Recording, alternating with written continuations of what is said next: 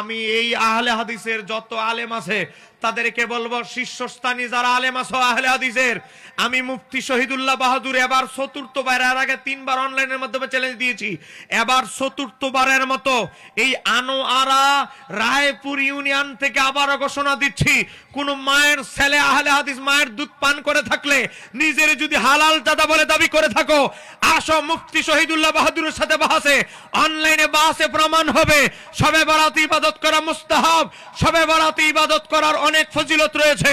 শবে বরাত ইবাদত করলে আল্লাহর কাছে ক্ষমা প্রার্থনা করলে এই রাতে আল্লাহ ক্ষমা করে। আমার পক্ষ থেকে আমি চ্যালেঞ্জ দিচ্ছি, কোন আহলে হাদিস থাকলে আমার সাথে যোগাযোগ করো, নির্ভরযোগ্য ভালো কোন পেজে শর্ত সারায়াতের আলোকে শবে বরাত হবে 3 তারিখ, বাস হবে 2 তারিখ, অথবা শবে বরাত 3 তারিখ, বাস হবে এর পরের দিন। মাহফিল থাকলে আমি ক্যান্সেল করব, মাহফিল দরকার হলে ক্যান্সেল করব, পরে করে দিব।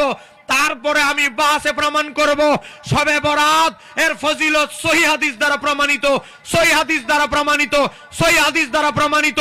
কোন আহলে হাদিস যদি নিজেরে তুমি হক দাবি করো, আসো মুফতি শহীদুল্লাহ বাহাদুরের সাথে আমি বাস করে প্রমাণ করব শবে বরাত ফজিলতপূর্ণ রাত। আসো, হিম্মত থাকলে মুফতি শহীদুল্লাহ বাহাদুরের সাথে বাহাসে বসো। কোন দিন বসবা? কিন্তু শবে বরাতের দিন বসা যাবে না, কারণ এরা তো চায় মানুষ শবে বরাতে ইবাদত না করুক। বাহাস হয়তো শবে বরাতের আগের দিন হবে, নাহলে পরের দিন হবে। বিশ্ববাসী মানুষ জানুক, আগের দিন হইলে আরো ভালো, মানুষ বুঝবে শবে বরাতে ইবাদত করার দরকার আছে কি নাই। আমার দলিলগুলো দেখে কথা কোন ঠিক কিনা। আসো, কোন আহলে হাদিস বসবে।